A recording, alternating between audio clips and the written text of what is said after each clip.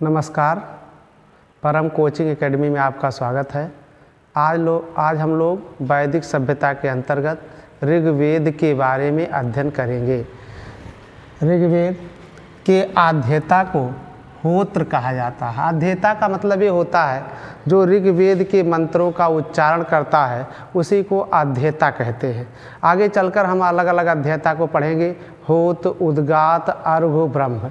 कहने का मतलब है ऋग्वेद के आद्यता को हम लोग होत्र कहेंगे, सामवेद के उद्गाता को ब्राह्मण को हम लोग उद्गाता कहेंगे, यजुर्वेद के उद्गाता को हम लोग अर्घ कहेंगे और अथर्ववेद के उद्गाता को हम लोग ब्रह्म कहेंगे। और ये लोग अलग अलग काम इनका था, सबका जुड़ा हुआ था। इसमें एक चीज़ और ध्यान रखना है कि ऋग्वेद का प्रारंभ जो है अग्नि की उपासना से होता है। ये चीज़ ध्यान रखना है कि ऋग्वेद का प्रारंभ अग्नि की उपासना से, सामवेद की उपासना सूर्य से शुरू होती है और यजुर्वेद की जो है वायु से शुरू होती है। क्या क्या ध्यान रखना है? ऋग्वेद में अग्नि की उपासना से प्रारंभ, ठीक है ना। सामवेद में जो है सूर्य की उपासना से, यजुर्वेद में जो है वायु की उपासना से प्रारंभ किया जाता है। ये चीज़ ध्यान रखना है। अब इसमें अगले क्रम में ऋग्वेद की प्राचीनतम पांडुलिपि सबसे पहले शारदा लिपि से प्राप्त हुई। शारदा लिपि से प्राप्त होती है। और एक चीज़ ये ध्यान रखना है कि ईरानी ग्रंथ अवेस्ता से समानता मिलती है। अवेस्ता एक ईरानी ग्रंथ है। ये भी जो है हिंद यूरोपीय भाषा में लिखा गया है और जो है ऋग्वेद भी हिंद यूरोपीय भाषा में लिखा गया है, इसलिए दोनों वेदों की समानता इसमें मिलती है। और इसके ऋग्वेद के प्राचीनतम भाष्यकार यानी टीकाकार जो इस पर टिप्पणी लिखते हैं उनका नाम है स्कंद स्वामी। स्कंद स्वामी जो गुजरात के वल्लभी के थे, इन्होंने 625 ईस्वी में ऋग्वेद पर टीका लिखा हुआ है। और एक चीज़ ध्यान रखना है, आगे चलकर हम लोग शतपथ ब्राह्मण पढ़ेंगे। शतपथ ब्राह्मण के टीकाकार हैं हरिस्वामी। और जो है ये स्कंद स्वामी जो है हरिस्वामी के गुरु हैं। ये चीज़ ध्यान रखना है, यानी जो है स्कंद स्वामी गुरु हैं और हरिस्वामी शिष्य हैं। आगे हम लोग शतपथ ब्राह्मण में इसको पढ़ेंगे। इसके बाद शाखाएँ ध्यान रखना है कि कितनी शाखाएँ हैं, तो 21 शाखाएँ हैं, जिनमें से 5 शाखाएँ ही मुख्य हैं। 5 शाखाएँ मुख्य हैं। पहला है साकल। साकल में जो है 1017 सूक्त हैं। यही जो है ऋग्वेद के मूल मंत्र माने जाते हैं। फिर वास्कल में 56 सूक्त हैं। बालखिल में 11 सूक्त हैं। संख्यायन में सूक्तों की संख्या नहीं मिलती है, लेकिन एक चीज़ ये ध्यान रखना है कि जो वास्कल के 56 सूक्त हैं ये इस समय उपलब्ध नहीं है, इसीलिए जो है 117 और 11 सूक्त को जोड़ लिया जाता है तो ऋग्वेद में कुल मंत्रों की संख्या 1028 हो जाती है। ऋग्वेद में कुल अध्यायों की संख्या 64 है। भाग इसमें 8 है, इसलिए ऋग्वेद को अष्टक भी कहा जाता है। ये भी ध्यान रखना है। और देखो, इसके पहले वाले वीडियो में हम लोग पढ़ चुके हैं कि जो है वैदिक साहित्य के अंतर्गत क्या क्या चीज़ें आती हैं। तो एक चीज़ ध्यान रखना है, वेद आता है, ब्राह्मण ग्रंथ आता है, आरण्यक आता है और उपनिषद आते हैं। ये जो 4 ग्रंथ होते हैं ये जो है किसमें आते हैं, रखा गया है। ब्राह्मण का अर्थ बताया गया है पिछले वाले वीडियो में, ब्रह्मधनयण। जो यज्ञ की व्याख्या करे वही क्या है, ब्राह्मण है। आरण्यक का मतलब होता है जंगल ज्ञान। उपनिषद में क्या है कि भारतीय दर्शन की इसमें व्याख्या की गई है, संवाद शैली में लिखा गया है। और इसका सबसे बड़ा उपनिषद कौन है, बृहदारण्यक उपनिषद है। सबसे छोटा उपनिषद कौन सा है, मांडूक्य उपनिषद है। ये चीज़ ध्यान रखना है। अब इसमें ब्राह्मण ग्रंथ में ऋग्वेद के ब्राह्मण ग्रंथ कौन कौन से हैं, तो ऐतरेय ब्राह्मण है और दूसरा जो है कौशितकी ब्राह्मण है। ऐतरेय ब्राह्मण को पंचिका भी कहा जाता है। हाँ, एक चीज़ ध्यान रखना है, इसी नाम से जो है आरण्यक ग्रंथ भी है और इसी नाम से उपनिषद भी है। कहने का मतलब है ऐतरेय आरण्यक भी हो जाएगा और ऐतरेय उपनिषद भी हो जाएगा, या कौशितकी आरण्यक भी हो जाएगा और कौशितकी उपनिषद भी हो जाएगा। कहने का मतलब है कि अगर हम लोग ऋग्वेद में ब्राह्मण ग्रंथ को तैयार कर लेते हैं ऐतरेय कौशितकी, तो उसमें कोई भी चीज़ पूछी जाती है कि उसका ब्राह्मण ग्रंथ कौन है, तब भी आप यही लगाएंगे। उपनिषद कौन है, कहने का मतलब यही नाम जो है आपको आरण्यक और उपनिषद दोनों में मिलेंगे। इसके संकलनकर्ता कौन थे? संकलनकर्ता महिदास। महिदास थे। और एक चीज़ ध्यान रखना है कि ऐतरेय ब्राह्मण में 40 अध्याय हैं और इसमें देखिए नाम पड़ा है ऐतरेय ब्राह्मण। तो इनकी माता का नाम था यतरा। ये जो है एक शूद्र महिला थी। यतरा क्या थी? शूद्र महिला थी। इसीलिए जो है महिदास ऐतरेय कहलाए और उनके द्वारा लिखा गया ग्रंथ क्या कहलाया? ऐतरेय ब्राह्मण कहलाया। इसमें एक चीज़ ध्यान रखना है, ऐतरेय ब्राह्मण के टीकाकार यानी भाष्यकार कौन है? तो आचार्य सायण हैं। आगे चलकर हम लोग पढ़ेंगे विजयनगर साम्राज्य में आचार्य सायण के बारे में। आचार्य सायण जो है हरिहर बुक्का के जो है प्रधानमंत्री के रूप में थे। इन्होंने जो इस पर टीका लिखा है उसका नाम है सायण संग्रह। इसको भी डिटेल में पढ़ा जाएगा। हाँ, फिर ये ध्यान रखना है कि जो है ऋग्वेद के ऐतरेय ब्राह्मण में कौन कौन सी बातें वर्णित हैं, क्या क्या विवरण मिलता है, इसको हम लोग देखेंगे। पहला है राज्याभिषेक के नियम। इसमें जब राजा होता था तो उसका राज्याभिषेक होता था तो उसके नियम बताए गए हैं। क्या नियम बताया गया है? कि इसमें कुल 17 नदियों का जल लाया जाता था। ये ध्यान रखना है। कितने नदियों का जल लाया जाता था? तो 17 नदियों का जल लाया जाता था। और 17 नदियों में एक चीज़ ध्यान रखना है कि सरस्वती नदी का जल सबसे पहले लाया जाता था। सरस्वती नदी का जल लाया जाता था, फिर अन्य नदियों का जल लाया जाता था। इन 17 नदियों के जल को इकट्ठा किया जाता था, फिर राज्याभिषेक होता था। राज्याभिषेक का मतलब उस जल से नहलाया जाता था। और एक चीज़ ध्यान रखना है कि जो सबसे पहले नहलाता था उसमें जनता मुख्य थी। पहले जनता था, जनता के बाद जो है ब्राह्मण, फिर इसके बाद क्षत्रिय, ये लोग जो है राज्याभिषेक करते थे। और जब राज्याभिषेक हो जाता था तो राजसूय यज्ञ होता था। राज्याभिषेक के बाद राजसूय यज्ञ होता था।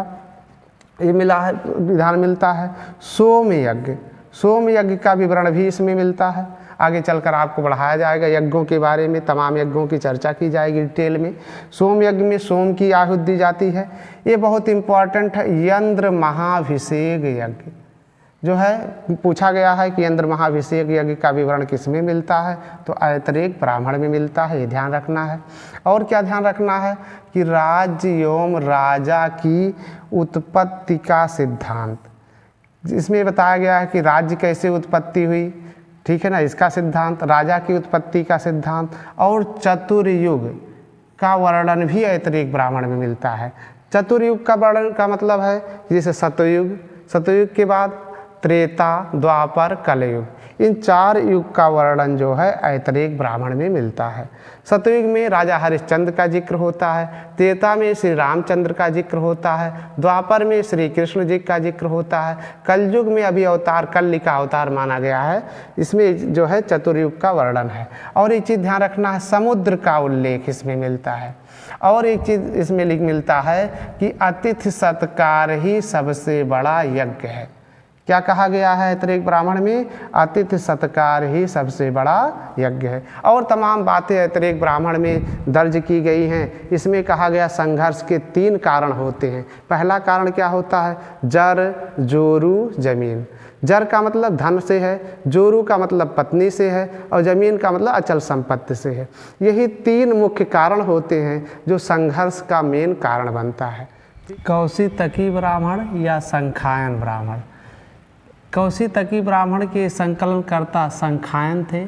इनके गुरु का नाम था कौशितकी, इसीलिए इन्होंने अपने गुरु के सम्मान में कौशितकी ब्राह्मण नाम रखा। इसमें क्या क्या विवरण मिलता है, कौन कौन सी वर्णित बातें हैं? इसमें रुद्र एवं उनसे जुड़े हुए व्रतों का उल्लेख मिलता है। रुद्र माने शिव से जुड़े हुए व्रतों का उल्लेख इसमें मिलता है, यानी सोमवार व्रत, शिवरात्रि व्रत, ये सब व्रतों का उल्लेख इसमें मिलता है। ये चीज़ ध्यान रखना है। इसके बाद हम लोग पढ़ने चल रहे हैं ऋग्वेद के मंडल। ऋग्वेद में कुल 10 मंडल हैं, ये ध्यान रखना है। और इसमें जो पहला मंडल है इसके बारे में पढ़ते हैं। प्रथम मंडल, प्रथम मंडल जो है एक कर्ण ऋषि का है। किस ऋषि का है? कर्ण ऋषि का है, ये ध्यान रखना है। और इनके जो ऋषि होते हैं इनको क्या कहा गया है? शतरचिन्ह कहा गया है। शतरचिन्ह ध्यान रखना है। क्या कहा गया है? शतरचिन्ह कहा गया है। इसमें कौन कौन सी बातें हैं, क्या विवरण मिलता है, वर्णित बातें क्या क्या हैं, इसको ध्यान देना है। वर्णित बातों में इसमें 20 राजाओं का युद्ध मिलता है, 20 राजाओं का, जिसमें 60,099 राजा भाग लिए थे। और हलवाहे का गीत है। हलवाहा का गीत का मतलब खेत के समय जो हलवाहे होते थे वो गीत गाया जाता था, हलवाहा गीत से संबंधित है। फिर इसके बाद दूसरा मंडल, और एक चीज़ ध्यान रखना है, दूसरे से लेकर 7वें मंडल तक वंश मंडल कहा जाता है। और 2 से 7 मंडल तक जो ऋषि हैं उन ऋषियों को क्या कहा जाता है, तो प्रगाथा कहा जाता है। ये चीज़ ध्यान रखना है कि 2 से 7 मंडल जो है वो किस नाम से हैं, प्रगाथा ऋषि, प्रागाथा गाथा लिखे हुए हैं, प्रगाथा ऋषि कहा जाता है। तो दूसरा मंडल किसका है, गृहसमद का है। इनको विश्व का पहला अभियांत्रिकी कहा जाता है। अभियांत्रिकी यानी विश्व का पहला आविष्कारक, विश्व का पहला इंजीनियर इनको कहा जाता है। ये चीज़ ध्यान रखना है, अभियंता कहा जाता है। तीसरा मंडल जो है ये विश्वामित्र का है, विश्वामित्र ऋषि का है। और इनको जो है पहला धर्म गुरु कहा जाता है। और तीसरे मंडल में क्या मिलता है, गायत्री मंत्र का उल्लेख मिलता है। बहुत ध्यान रखना है कि गायत्री मंत्र का उल्लेख ओम भूर्भुवः स्वः तस्सु जो हम लोग पढ़ते हैं वो गायत्री मंत्र है, ठीक है ना। इसमें चीज़ ध्यान रखना है कि सूर्य देवता को समर्पित है। और किस लिए किया जाता था, तो अनार्यों को आर्य बनाने के लिए गायत्री मंत्र को जाप करवाया जाता था, उच्चारण करवाया जाता था। ये चीज़ ध्यान रखना है। चौथा मंडल जो है ये वामदेव का है। ये जो है कृषि मंत्र, इसमें चौथे मंडल में कृषि मंत्र का उल्लेख है, ये चीज़ ध्यान रखना है। पांचवा मंडल जो है ये आत्री परिवार का है। और छठा मंडल जो है भारद्वाज ऋषि का है, ये ध्यान रखना है। सातवां मंडल जो है ये वशिष्ठ ऋषि का है, ये ध्यान रखना है। और इसमें क्या क्या वर्णन मिलता है, 10 राग युद्ध का वर्णन बहुत इम्पॉर्टेंट है। 10 राग युद्ध का वर्णन, 10 राग युद्ध यानी 10 राजाओं का युद्ध कहाँ लड़ा गया था, तो पौरुषणी को वर्तमान में रावी नदी की कहा जाता है, रावी नदी के तट पर ही लड़ा गया था। इसमें कारण क्या था कि उस समय राजा चक्रवर्ती, राजा सुदास के पुरोहित पहले जो विश्वामित्र थे, उन्होंने विश्वामित्र के स्थान पर वशिष्ठ ऋषि को पुरोहित बनाया। इस कारण से विश्वामित्र नाराज हो गए। और जब नाराज हो गए तो उन्होंने जो है और राजाओं को इकट्ठा किया, 10 राजाओं को इकट्ठा किया और युद्ध हुआ। और उस युद्ध में क्या हुआ कि सुदास विजयी रहा। क्या ध्यान रखना है कि राजा सुदास जो है वो विजयी रहे। और उस युद्ध में जो है वशिष्ठ ऋषि ने भी भाग लिया था, राजा के साथ साथ जो है पुरोहित भी भाग लिए थे, वशिष्ठ भी भाग लिए थे और सुदास की विजय हुई थी। आठवां मंडल जो है एक कर्ण ऋषि का है। हाँ, ध्यान रखना है, पहला और 8वां ये दोनों कर्ण ऋषि का है। 9वां मंडल जो है ये अंगिरा ऋषि का है, ये ध्यान रखना है। ये सोम देवता को समर्पित है।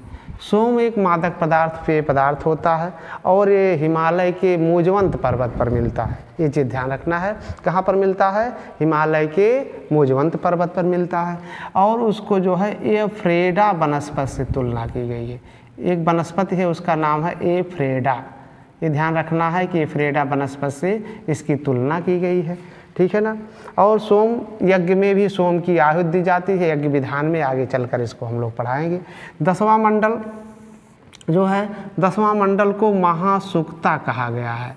क्या कहा गया है, महासूक्ता या क्षुद्र सूक्त कहा गया है। महासूक्ता इसलिए कहा गया है, इसमें सूक्तों का ज़्यादा वर्णन मिलता है। क्या क्या प्रमुख सूक्त हैं इसको पढ़ते हैं हम लोग। पुरुष सूक्त में, पुरुष सूक्त कहने का मतलब ऋग्वेद के 10वें मंडल में पुरुष सूक्त में वर्णों की उत्पत्ति यानी ब्राह्मण, क्षत्रिय, वैश्य, शूद्र, इसकी उत्पत्ति बताई गई है और पुरुषों से तुलना की गई है। जैसे ब्राह्मण की उत्पत्ति मुख से बताई गई, क्षत्रिय की उत्पत्ति भुजाओं से बताई गई, जो है वैश्य की उत्पत्ति जो है उदर से बताई गई और शूद्र की उत्पत्ति किससे बताई गई, पैर से बताई गई। किसमें मिलता है, पुरुष सूक्त में मिलता है। इसके बाद इसमें अगला सूक्त है नदी सूक्त। नदी सूक्त में इसमें क्या है कि जो है 21 नदियों का उल्लेख है। ध्यान रखना है 21 नदियों का उल्लेख, वैसे ऋग्वेद में जो है पूरे वेद संहिता में देखेंगे तो कुल 31 नदियां हैं, जिसमें से 21 नदियां जो है आपके 10वें मंडल के नदी सूक्त में मिलता है। इसमें सर्वाधिक उल्लेख किसका मिलता है? तो ये जो है सिंधु नदी का। क्या ध्यान रखना है कि सिंधु नदी का सर्वाधिक बार उल्लेख मिलता है। और सबसे पवित्र नदी कौन सी होती है? तो सबसे पवित्र नदी सरस्वती को माना गया है। इसके बाद धूत सूक्त है। धूत सूक्त का मतलब जुआ से संबंधित, धूत माने होता है जुआ, जुआ से संबंधित सूक्त इसमें लिखा गया है। इसमें ये लिखा गया है कि जुआ ना खेलें, खेती करें। खेती पर ज़्यादा जोर दिया गया था, पहले भी उत्तम खेती को रखा गया था। इसके बाद सूर्य सूक्त। सूर्य सूक्त को जो है विवाह सूक्त के नाम से भी जाना जाता है। विवाह सूक्त में आगे चलकर हम लोग पढ़ेंगे। विवाह 8 प्रकार के विवाह होते हैं, जिसमें जो है 4 विवाह अच्छे माने गए हैं, 4 विवाह खराब माने गए हैं। हाँ, एक चीज़ ध्यान रखना है, इस विवाह सूक्त यानी सूर्य सूक्त में क्या मिलता है? एक वर्णन मिलता है, इस पर ध्यान देना है कि एक कन्या घर की धरोहर के साथ साथ विनाश की संभावनाओं से युक्त एक अपरिचिता भी होती है। क्या ध्यान रखना है कि जो कन्या होती है यानी स्त्री होती है वो घर की धरोहर होती है, और धरोहर के साथ साथ जो है वो विनाश भी करा सकती है। ये चीज़ इसमें लिखा हुआ है। और क्या ध्यान रखना है कि इसी 10वें मंडल में जो है ऋषियों को, 10वें मंडल के ऋषियों को क्या कहा जाता था? पावमान्या कहा जाता था। क्या कहा जाता था? ध्यान रखना है, पावमान्या कहा जाता था। ये ध्यान रखना है, कहा जाता है, ठीक है ना। अब इसमें मुख्य मंडल में ध्यान रखना है, तीसरे मंडल को गायत्री मंत्र का उल्लेख है, ठीक है ना। फिर इसके बाद चौथा मंडल कृषि मंत्र से है, 7वां मंडल दशराग युद्ध से है, 9वां मंडल सोम देवता को समर्पित है। ये जो है बहुत इम्पॉर्टेंट है, इसको विशेष रूप से ध्यान रखना है। और किन किन ऋषियों के द्वारा है सुमेलित करने के लिए आता है, इसमें ध्यान रखना है। प्रथम और 8वां कर्ण ऋषि का है, तीसरा विश्वामित्र का है, जिस पर आपको बताया गया दशराग युद्ध का कारण बताया गया, ठीक है ना।